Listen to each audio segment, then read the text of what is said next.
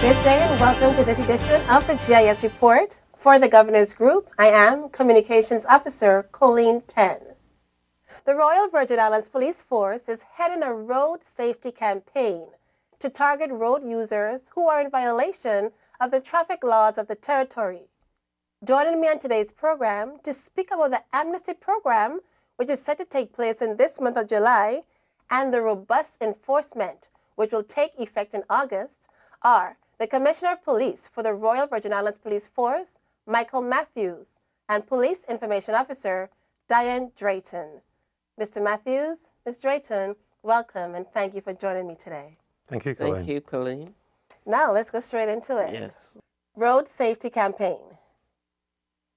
What exactly is the Road Safety Campaign? What is it and why is it being conducted now? Well, first of all, thank you for the opportunity to come and talk to you this morning about it. Why it's being conducted now is because this is what the community have been telling us they want.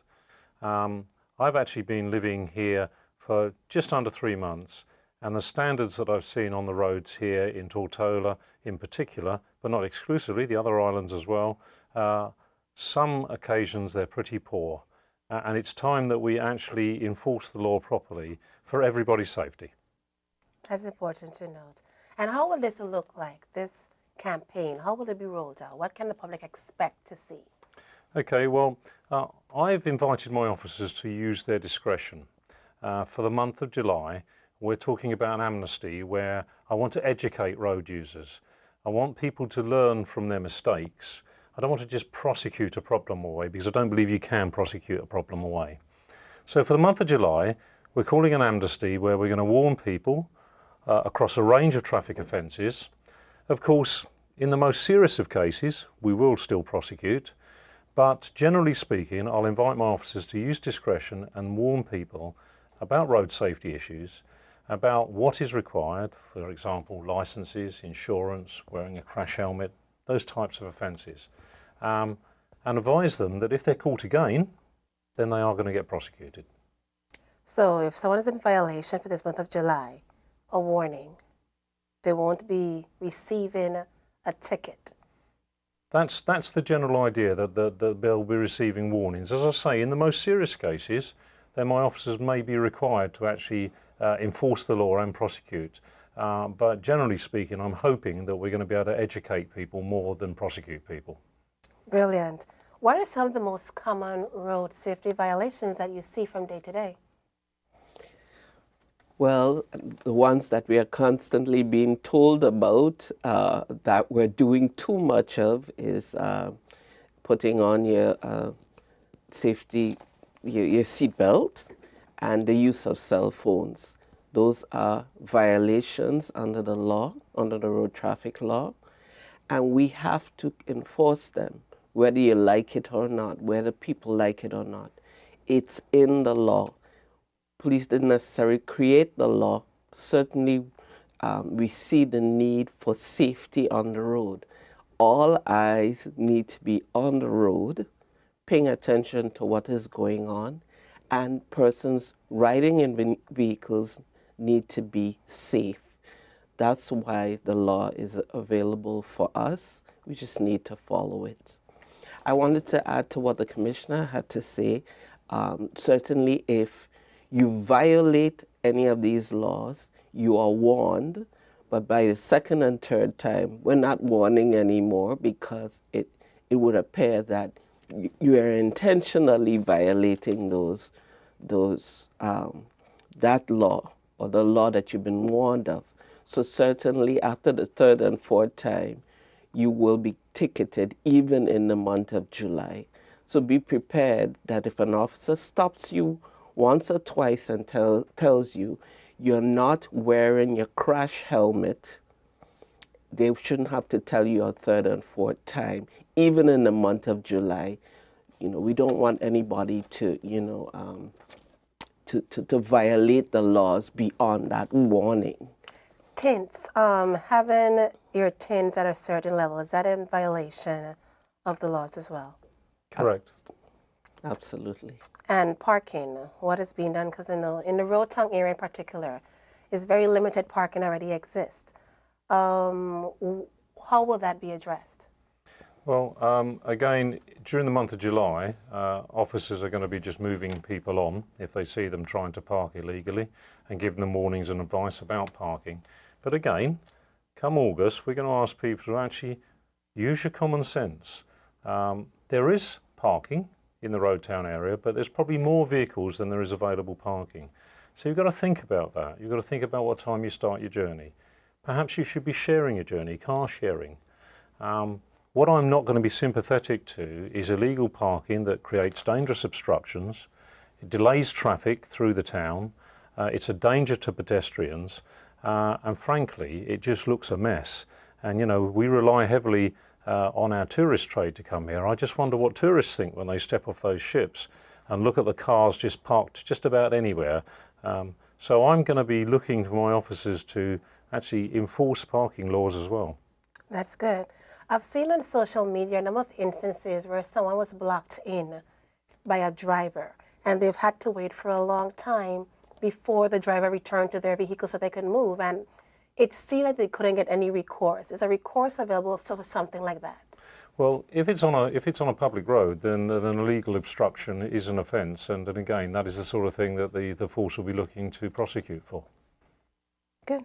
Now, is any thought or consideration being given to extending the amnesty period beyond the August emancipation celebrations? From my perspective, the police service are there to enforce the laws of the territory. We are trying to educate as well as enforce, as I've stressed, but at the end of the day, there's only so much you can do to tell people what the laws of the territory are. And after that, it's for the courts to determine, you know, what punishment should be dished out to people who are going to continue to ignore and flout those laws. I wanted to add as well, we are preparing a booklet. It's actually close to being printed, and we're going to make available to the public copies when we give those warnings, so they themselves can become re-educated or educated on the offenses. So we're doing a thorough job, I feel, at letting the public know what those offenses are. We've also asked the media houses to assist us in getting the word out, and they've been willing, and we're really gratified at their willingness to come alongside the Royal Virgin Islands Police Force in helping us to re-educate the public on the laws of the road. That's good to know. And I think you're working with the Department of Motor Vehicles as well? Yes, we are. Yes, we are. So ZBVI, much of the radio stations, we've gotten the word to them, we've gotten them the list of offenses, and they've promised to do their part to help to educate the public or re-educate the public on what is necessary to keep our roads safe, what the offenses that presently exist now, to let them know that not only are these the laws, there are penalties that are associated with these offenses. You mind sharing some of those with us right now, if you have that available? Sure, and Commissioner will join me in a few of them. Certainly we know that it's an offense to ride as a passenger in the tray of a truck without being seated. So we see a lot of that. We see trucks traveling with persons standing or sitting on the edges of the truck. If the truck has to make an immediate stop, that person is thrown off the truck onto the ground, and that passenger can sustain serious injuries. The law states that you must be seated inside the tray, and that is a violation of the law. There's a penalty attached. We need to know that. We also need to know that children, I believe it's under the age of 7 or 6 or 7, must be in a car safety seat when they're traveling in a vehicle. We see a number of children with their heads hanging outside the window,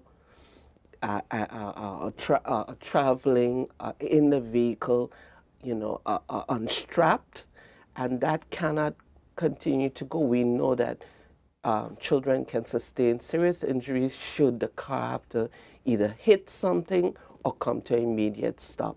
That again is part of the road traffic laws. We have to be prepared to follow those laws, and that's what our officers will be telling motorists. Why isn't that child in a car safety seat now? That's the law, and we hope that people will abide, purchase the necessary equipment to be able to travel with their children in the vehicle. You know, Colleen, you mentioned already a couple of offences, and you mentioned tinting in particular as one of the things that we would be looking at. It's worth mentioning, you know, at this moment in time, that carries up to a $750 fine if you've got illegal tinting on your vehicle. You know, if you're using a phone, as Ms. Drayton referred to earlier on, at the moment, that's a $250 fine if you're caught. Now, I don't want to keep taking money out of people's pockets, but here's the warning. Following the enforcement campaign in August, I'm going to be looking to make proposals to government to increase some of those fines. Because there will be people out there, and there will be people watching this program who are just going to ignore it and will carry on doing everything that they've been doing. They'll be using their phone, driving without a seatbelt, allowing people to stand in the back of their trucks. They are the people that are going to end up paying the heavy fines in the territory, and rightly so, because they are creating a danger for other road users by their reckless behaviour. So I put a bit of a plea into this. You know, if you're not worried about your own safety, think about other road users and don't be so selfish. Good point to interject. You started to talk about it, the enforcement portion. How will that be carried out? What will that look like?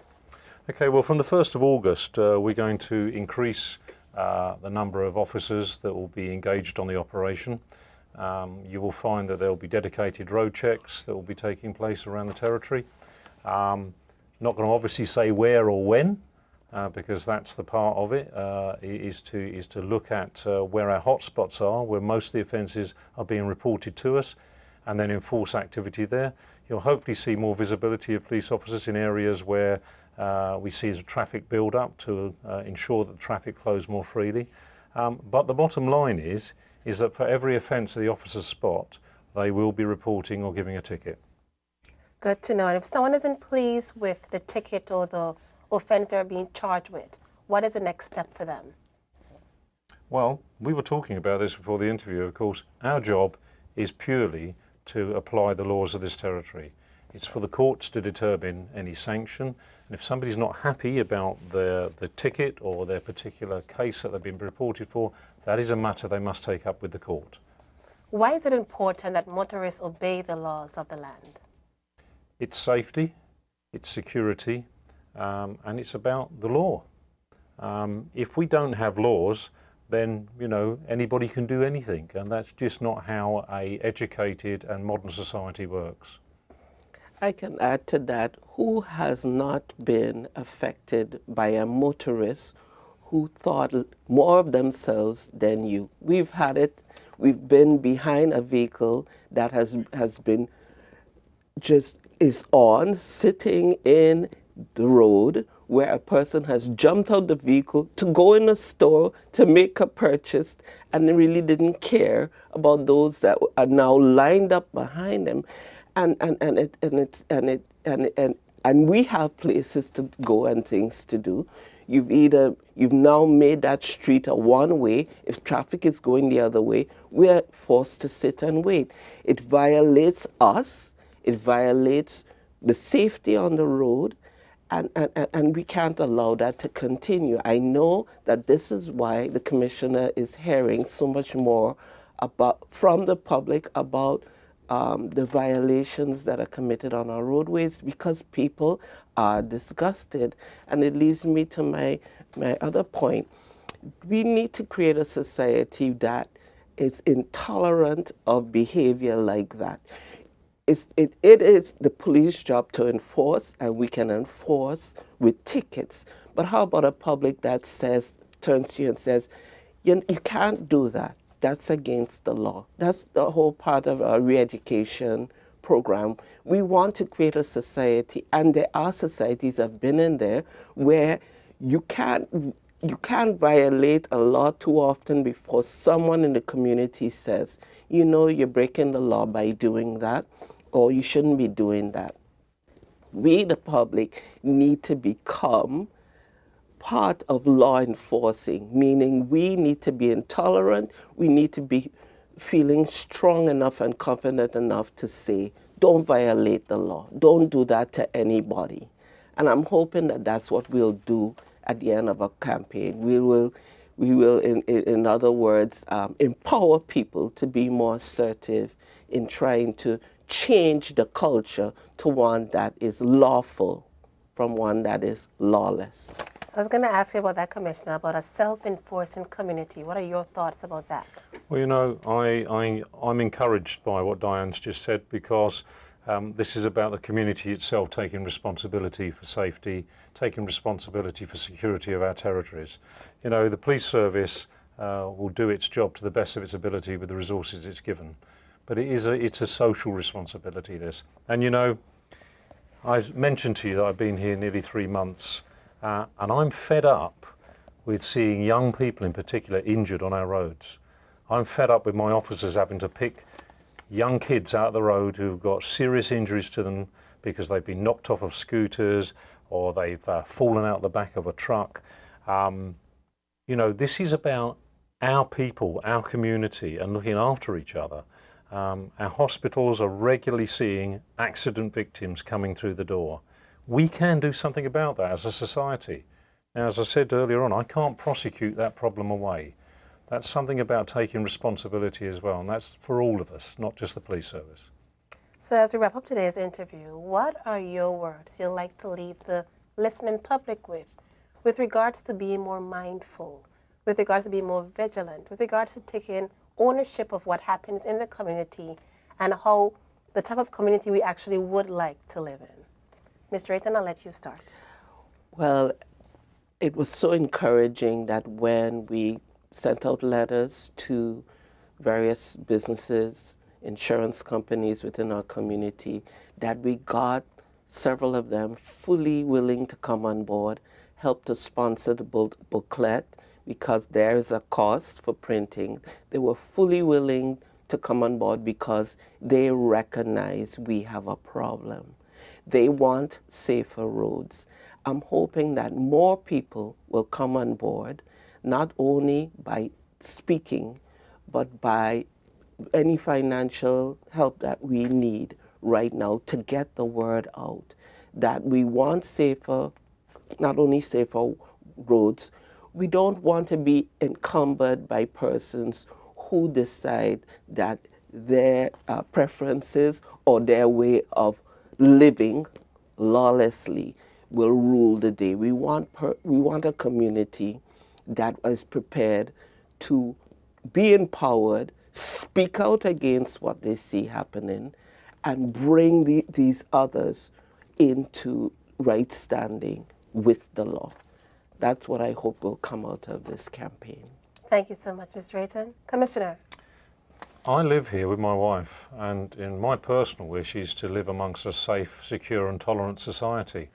I'm sure I'm not the only person that wants that living in these islands. We need to work together. You know, those people that go out and flout the law on the roads, sometimes it isn't a deliberate act, they just don't think. So this is a wake-up call as well. It's about saying, come on, think about road safety, think about what you're doing on the roads. When you get on your scooter, think about your helmet.